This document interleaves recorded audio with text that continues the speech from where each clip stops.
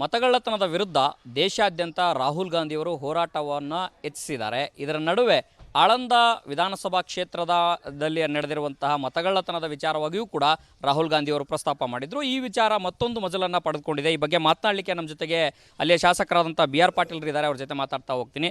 Sir, ಈಗ ನೀವು ಮತಗಳ್ಳತನದ ವಿರುದ್ಧ ಧ್ವನಿ ಎತ್ತಿದ್ರಿ, ರಾಹುಲ್ ಗಾಂಧಿಯವರ ಜೊತೆಗೆ ಕೂಡ ಇದ್ರಿ, ಎಲ್ಲ ಇದ್ರಿ. ಈಗ ಮತ್ತೊಂದು ಮಜಲನ್ನು ಪಡ್ಕೊಂಡಿದೆ, ಮಾನನಷ್ಟ ಮೊಕದ್ದಮೆ ಹೂಡಿದ್ದೀರಾ ಅನ್ನೋಂಥ ಮಾಹಿತಿ ಇದೆ. ಏನು ಸರ್ ಅದು?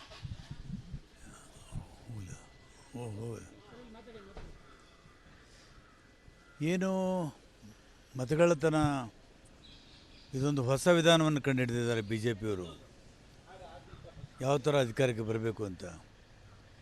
ಇದರ ವಿರುದ್ಧ ನಮ್ಮ ನಾಯಕರಾದಂಥ ರಾಹುಲ್ ಗಾಂಧಿಯವರು ಭಾಳ ದೊಡ್ಡ ಪ್ರಮಾಣದ ಅಭಿಯಾನವನ್ನು ದೇಶದಾದ್ಯಂತ ಪ್ರಾರಂಭ ಮಾಡಿದ್ದಾರೆ. ಇದು ಪ್ರಜಾತಂತ್ರ ಉಳಿವಿಗಾಗಿ. ಈ ಮಧ್ಯ ನಮ್ಮ ಸರ್ಕಾರದವರು SIT ಮಾಡಿ ಮಾಜಿ ಶಾಸಕರಾದ ಸುಭಾಷ್ ಗುತ್ತೇದಾರ್ಗೆ ಮತ್ತು ಅವರ ಮಗನಿಗೆ ನೋಟಿಸ್ ಕೂಡ ಕೊಟ್ಟಿದ್ದರು. ಆ ಭಯದಿಂದ ಅವರು ಬಂದು ಆ್ಯಂಟಿಸಿಪೇಟ್ರಿ ಬೇಲ್ ತೊಗೊಂಡಿದ್ದಾರೆ. ಅವ್ರಿಗೆ ಹಕ್ಕಿದೆ ತೊಗೊಂಡ್ರಿ. ಜಾಮೀನು ತೊಗೊಂಡ್ಮೇಲೆ ನನ್ನ ಮೇಲೆ ಒಂದು ಆರೋಪ ಹೊರಿಸಿದ್ದಾರೆ. BR ಪಾಟೀಲರು ಒಂದು ಕೊಲೆಯಲ್ಲಿ ಪಾಲ್ದಾರಾಗಿದ್ದಾರೆ, ಇವರೇ ಮಾಡಿಸಿದ್ದಾರೆ ಅಂಥೇಳಿ. ಇದರಿಂದ ನನ್ನ ವ್ಯಕ್ತಿತ್ವಕ್ಕೆ ಭಾಳ ಧಕ್ಕೆ ಬಂದಿದೆ ಮತ್ತು ನನ್ನ ಘನತೆಗೆ ಧಕ್ಕೆ ಬಂದಿದೆ. ನನ್ನ ನಂಬಿದಂಥ ಸಾವಿರಾರು ಕಾರ್ಯಕರ್ತರ ಮನಸ್ಸಿಗೆ ಬೇಸರ ಆಗಿದೆ ಮತ್ತು ನನ್ನ ಅಭಿಮಾನಿಗಳಿಗೆ ಕೂಡ ನೋವಾಗಿದೆ. ಇದರ ವಿರುದ್ಧ ನಾನು ಇವತ್ತು ಕೋರ್ಟಲ್ಲಿ ಮಾನನಷ್ಟ ಮೊಕದ್ದಮೆಯನ್ನು, ಕ್ರಿಮಿನಲ್ ಡಿಫಾಮೇಷನ್ ಕೇಸನ್ನು ನಾನು ಹೂಡಿದ್ದೇನೆ. ಯಾಕಂದರೆ ಈ ಮತಗಳ್ಳತನದ ವಿರುದ್ಧ ನಡೆದಿರತಕ್ಕಂಥ ಚರ್ಚೆಯ ದಿಕ್ಕನ್ನು ತಪ್ಪಿಸಲು ಇದೊಂದು ನನ್ನ ಮೇಲೆ ಕೊಲೆ ಆರೋಪವನ್ನು ಹೊರಿಸಿದ್ದಾರೆ. ಆ ಕೊಲೆ ನಮ್ಮಲ್ಲಿ ಕೊಲೆ ನಡೆದದ್ದು ನಿಜ, ಮಹಾನ್ ತಪ್ಪಂದು. ಅದರಲ್ಲೇ ಕಂಪ್ಲೇಂಟು ನನ್ನ ಹೆಸರ ಮೇಲೆ ಯಾರೂ ಕೊಟ್ಟಿಲ್ಲ, ಚಾರ್ಜ್ ಶೀಟಲ್ಲಿ ನನ್ನ ಹೆಸರಿಲ್ಲ, ಎಲ್ಲಿ ಎವಿಡೆನ್ಸಲ್ಲಿ ಕೂಡ ಇಲ್ಲ. ಅದು ನಡೆದಂಥ ಪ್ರಕರಣ ಇನ್ನೂ ನಡೀತಾ ಇದೆ ತನಿಖೆ. ಆದರೆ ಈಗ ಆಗಂತುಕವಾಗಿ ನನ್ನ ಮೇಲೆ ಯಾಕೆ ಆರೋಪ ಹೊರಿಸ್ತಾ ಇದ್ದಾರೆ ಅಂದರೆ ಇದರಿಂದ ತಾವು ಬಚಾವಾಗಬೇಕು ಅಂತ. ಇದು SIT ಅವರು ಪ್ರಾಮಾಣಿಕವಾಗಿ ತನಿಖೆ ಮಾಡ್ತಾ ಇದ್ದಾರೆ. ಕಳೆದ 4-5 ದಿವಸಗಳಿಂದ ನಮ್ಮ ಆಳಂದಲ್ಲಿ ಠಿಕಾಣಿ ಹೂಡಿ ಎಲ್ಲರ ಅಭಿಪ್ರಾಯವನ್ನು ಮಾಡಿ ತನಿಖೆ ಮಾಡ್ತಾಯಿದ್ದಾರೆ.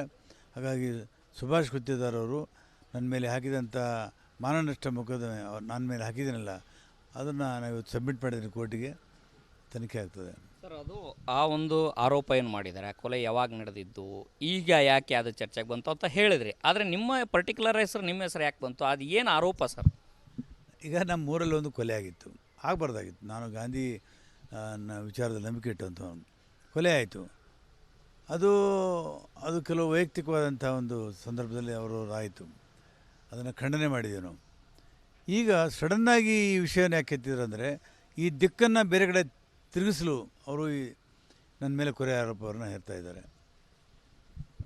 ಅಂದರೆ ಅದರಲ್ಲಿ ಗುತ್ತೇದಾರರವ್ರ ಮನೆಯಲ್ಲಿ ಕೂಡ ಒಂದಷ್ಟು ದಾಖಲೆಗಳು ಸುಟ್ಟಾಕ್ತಿರು ಅನ್ನೋಂಥ ವರದಿ ಆಯಿತು, ಎಲ್ಲ ಆಯಿತು. ಈ ಒಂದು ಹಿನ್ನೆಲೆಯಲ್ಲಿ ಇದಕ್ಕೂ ಅದಕ್ಕೆ ಏನಾದರೂ ಸಂಬಂಧ ಇದೆಯಾ ಸರ್? ಸಂಬಂಧ ಇದೆ.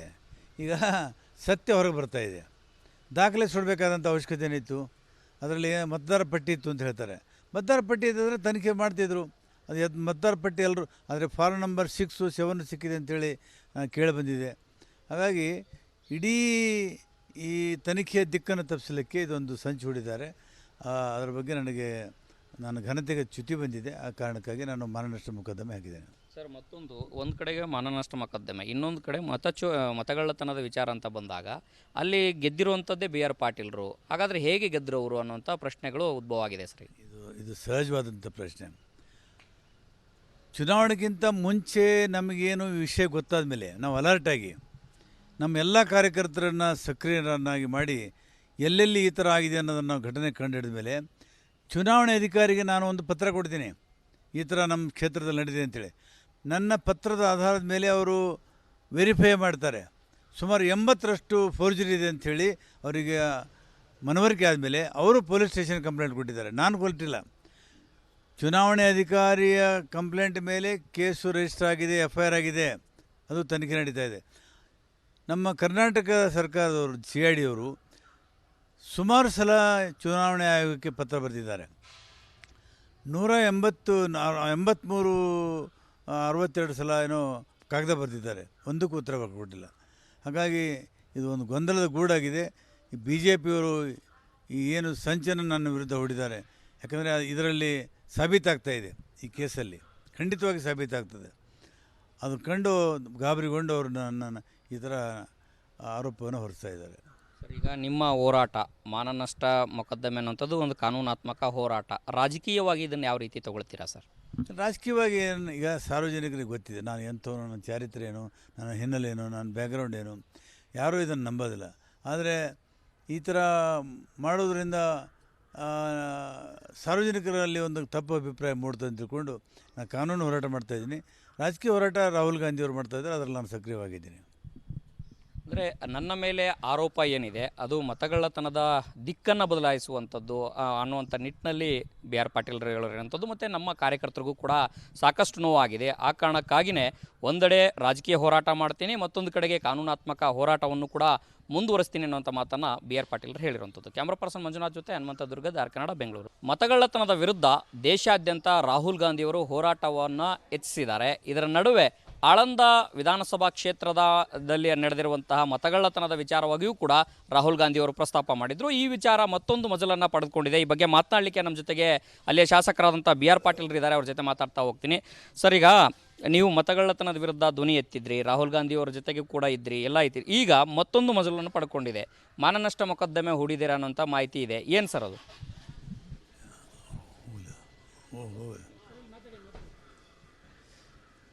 ಏನು ಮತಗಳ್ಳತನ, ಇದೊಂದು ಹೊಸ ವಿಧಾನವನ್ನು ಕಂಡುಹಿಡಿದಿದ್ದಾರೆ ಬಿ ಜೆ ಪಿಯವರು, ಯಾವ ಥರ ಅಧಿಕಾರಕ್ಕೆ ಬರಬೇಕು ಅಂತ. ಇದರ ವಿರುದ್ಧ ನಮ್ಮ ನಾಯಕರಾದಂಥ ರಾಹುಲ್ ಗಾಂಧಿಯವರು ಭಾಳ ದೊಡ್ಡ ಪ್ರಮಾಣದ ಅಭಿಯಾನವನ್ನು ದೇಶದಾದ್ಯಂತ ಪ್ರಾರಂಭ ಮಾಡಿದ್ದಾರೆ. ಇದು ಪ್ರಜಾತಂತ್ರ ಉಳಿವಿಗಾಗಿ. ಈ ಮಧ್ಯ ನಮ್ಮ ಸರ್ಕಾರದವರು SIT ಮಾಡಿ ಮಾಜಿ ಶಾಸಕರಾದ ಸುಭಾಷ್ ಗುತ್ತೇದಾರ್ಗೆ ಮತ್ತು ಅವರ ಮಗನಿಗೆ ನೋಟಿಸ್ ಕೂಡ ಕೊಟ್ಟಿದ್ದರು. ಆ ಭಯದಿಂದ ಅವರು ಬಂದು ಆ್ಯಂಟಿಸಿಪೇಟ್ರಿ ಬೇಲ್ ತೊಗೊಂಡಿದ್ದಾರೆ. ಅವ್ರಿಗೆ ಹಕ್ಕಿದೆ, ತೊಗೊಂಡ್ರಿ. ಜಾಮೀನು ತೊಗೊಂಡ್ಮೇಲೆ ನನ್ನ ಮೇಲೆ ಒಂದು ಆರೋಪ ಹೊರಿಸಿದ್ದಾರೆ. ಬಿ ಆರ್ ಪಾಟೀಲ್ರು ಒಂದು ಕೊಲೆಯಲ್ಲಿ ಪಾಲ್ದಾರಾಗಿದ್ದಾರೆ, ಇವರೇ ಮಾಡಿಸಿದ್ದಾರೆ ಅಂಥೇಳಿ. ಇದರಿಂದ ನನ್ನ ವ್ಯಕ್ತಿತ್ವಕ್ಕೆ ಭಾಳ ಧಕ್ಕೆ ಬಂದಿದೆ ಮತ್ತು ನನ್ನ ಘನತೆಗೆ ಧಕ್ಕೆ ಬಂದಿದೆ. ನನ್ನ ನಂಬಿದಂಥ ಸಾವಿರಾರು ಕಾರ್ಯಕರ್ತರ ಮನಸ್ಸಿಗೆ ಬೇಸರ ಆಗಿದೆ ಮತ್ತು ನನ್ನ ಅಭಿಮಾನಿಗಳಿಗೆ ಕೂಡ ನೋವಾಗಿದೆ. ಇದರ ವಿರುದ್ಧ ನಾನು ಇವತ್ತು ಕೋರ್ಟಲ್ಲಿ ಮಾನನಷ್ಟ ಮೊಕದ್ದಮೆಯನ್ನು, ಕ್ರಿಮಿನಲ್ ಡಿಫಾಮೇಷನ್ ಕೇಸನ್ನು ನಾನು ಹೂಡಿದ್ದೇನೆ. ಯಾಕಂದರೆ ಈ ಮತಗಳ್ಳತನದ ವಿರುದ್ಧ ನಡೆದಿರತಕ್ಕಂಥ ಚರ್ಚೆಯ ದಿಕ್ಕನ್ನು ತಪ್ಪಿಸಲು ಇದೊಂದು ನನ್ನ ಮೇಲೆ ಕೊಲೆ ಆರೋಪವನ್ನು ಹೊರಿಸಿದ್ದಾರೆ. ಆ ಕೊಲೆ ಆರೋಪ, ನಮ್ಮಲ್ಲಿ ಕೊಲೆ ನಡೆದದ್ದು ನಿಜ, ಮಹಾನ್ ತಪ್ಪಂದು. ಅದರಲ್ಲೇ ಕಂಪ್ಲೇಂಟು ನನ್ನ ಹೆಸರು ಮೇಲೆ ಯಾರೂ ಕೊಟ್ಟಿಲ್ಲ, ಚಾರ್ಜ್ ಶೀಟಲ್ಲಿ ನನ್ನ ಹೆಸರಿಲ್ಲ, ಎಲ್ಲಿ ಎವಿಡೆನ್ಸಲ್ಲಿ ಕೂಡ ಇಲ್ಲ. ಅದು ನಡೆದಂಥ ಪ್ರಕರಣ ಇನ್ನೂ ನಡೀತಾ ಇದೆ ತನಿಖೆ. ಆದರೆ ಈಗ ಆಗಂತುಕವಾಗಿ ನನ್ನ ಮೇಲೆ ಯಾಕೆ ಆರೋಪ ಹೊರಿಸ್ತಾ ಇದ್ದಾರೆ ಅಂದರೆ ಇದರಿಂದ ತಾವು ಬಚಾವಬೇಕು ಅಂತ. ಇದು SIT ಅವರು ಪ್ರಾಮಾಣಿಕವಾಗಿ ತನಿಖೆ ಮಾಡ್ತಾ ಇದ್ದಾರೆ. ಕಳೆದ 4-5 ದಿವಸಗಳಿಂದ ನಮ್ಮ ಆಳಂದಲ್ಲಿ ಠಿಕಾಣಿ ಹೂಡಿ ಎಲ್ಲರ ಅಭಿಪ್ರಾಯವನ್ನು ಮಾಡಿ ತನಿಖೆ ಮಾಡ್ತಾ ಇದ್ದಾರೆ. ಹಾಗಾಗಿ ಸುಭಾಷ್ ಗುತ್ತೇದಾರ್ ಅವರು ನನ್ನ ಮೇಲೆ ಹಾಕಿದಂಥ ಮಾನನಷ್ಟ ಮೊಕದ್ದಮೆ ನನ್ನ ಮೇಲೆ ಹಾಕಿದ್ದೀನಲ್ಲ, ಅದನ್ನು ನಾವು ಇವತ್ತು ಸಬ್ಮಿಟ್ ಮಾಡಿದ್ದೀನಿ ಕೋರ್ಟಿಗೆ, ತನಿಖೆ ಆಗ್ತದೆ. ಸರ್, ಅದು ಆ ಒಂದು ಆರೋಪ ಏನು ಮಾಡಿದ್ದಾರೆ, ಕೊಲೆ ಯಾವಾಗ ನಡೆದಿದ್ದು, ಈಗ ಯಾಕೆ ಅದು ಚರ್ಚೆಗೆ ಬಂತು ಅಂತ ಹೇಳಿದ್ರಿ. ಆದರೆ ನಿಮ್ಮ ಪರ್ಟಿಕ್ಯುಲರ್ ಹೆಸರು, ನಿಮ್ಮ ಹೆಸರು ಯಾಕೆ ಬಂತು? ಅದು ಏನು ಆರೋಪ ಸರ್? ಈಗ ನಮ್ಮ ಊರಲ್ಲಿ ಒಂದು ಕೊಲೆ ಆಗಿತ್ತು, ಆಗಬಾರ್ದಾಗಿತ್ತು. ನಾನು ಗಾಂಧಿ ವಿಚಾರದಲ್ಲಿ ನಂಬಿಕೆ ಇಟ್ಟಂಥ ಕೊಲೆ ಆಯಿತು. ಅದು ಕೆಲವು ವೈಯಕ್ತಿಕವಾದಂಥ ಒಂದು ಸಂದರ್ಭದಲ್ಲಿ ಅವರು ಆಯಿತು, ಅದನ್ನು ಖಂಡನೆ ಮಾಡಿದ್ದೇವೆ ನಾವು.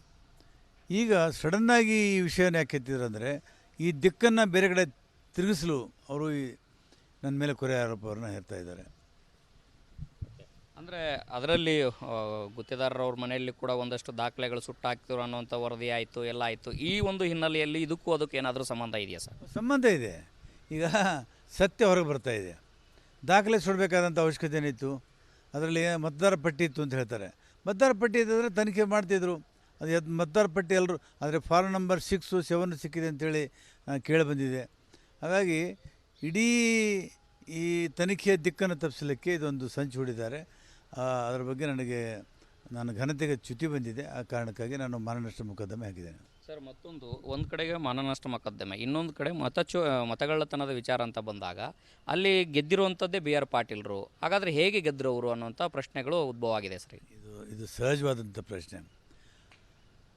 ಚುನಾವಣೆಗಿಂತ ಮುಂಚೆ ನಮಗೇನು ವಿಷಯ ಗೊತ್ತಾದ ಮೇಲೆ ನಾವು ಅಲರ್ಟಾಗಿ ನಮ್ಮ ಎಲ್ಲ ಕಾರ್ಯಕರ್ತರನ್ನು ಸಕ್ರಿಯರನ್ನಾಗಿ ಮಾಡಿ ಎಲ್ಲೆಲ್ಲಿ ಈ ಥರ ಆಗಿದೆ ಅನ್ನೋದನ್ನು ಘಟನೆ ಕಂಡುಹಿಡಿದ ಮೇಲೆ ಚುನಾವಣೆ ಅಧಿಕಾರಿಗೆ ನಾನು ಒಂದು ಪತ್ರ ಕೊಡ್ತೀನಿ, ಈ ಥರ ನಮ್ಮ ಕ್ಷೇತ್ರದಲ್ಲಿ ನಡೆದಿದೆ ಅಂತೇಳಿ. ನನ್ನ ಪತ್ರದ ಆಧಾರದ ಮೇಲೆ ಅವರು ವೆರಿಫೈ ಮಾಡ್ತಾರೆ.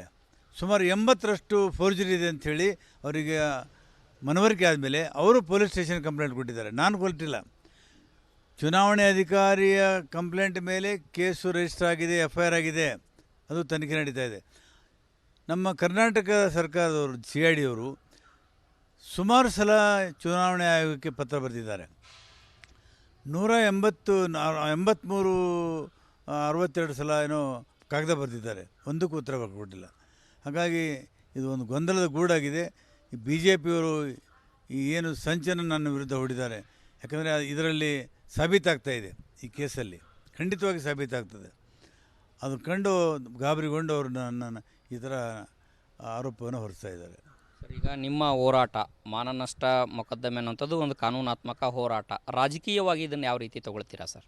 ರಾಜಕೀಯವಾಗಿ ಈಗ ಸಾರ್ವಜನಿಕರಿಗೆ ಗೊತ್ತಿದೆ ನಾನು ಎಂಥವನು, ನನ್ನ ಚಾರಿತ್ರ್ಯ ಏನು, ನನ್ನ ಹಿನ್ನೆಲೆ ಏನು, ನನ್ನ ಬ್ಯಾಕ್ಗ್ರೌಂಡ್ ಏನು, ಯಾರೂ ಇದನ್ನು ನಂಬೋದಿಲ್ಲ. ಆದರೆ ಈ ಥರ ಮಾಡೋದ್ರಿಂದ ಸಾರ್ವಜನಿಕರಲ್ಲಿ ಒಂದು ತಪ್ಪು ಅಭಿಪ್ರಾಯ ಮೂಡ್ತದೆ ಅಂತ ತಿಳ್ಕೊಂಡು ನಾನು ಕಾನೂನು ಹೋರಾಟ ಮಾಡ್ತಾಯಿದ್ದೀನಿ. ರಾಜಕೀಯ ಹೋರಾಟ ರಾಹುಲ್ ಗಾಂಧಿಯವರು ಮಾಡ್ತಾಯಿದ್ದಾರೆ, ಅದರಲ್ಲಿ ನಾನು ಸಕ್ರಿಯವಾಗಿದ್ದೀನಿ.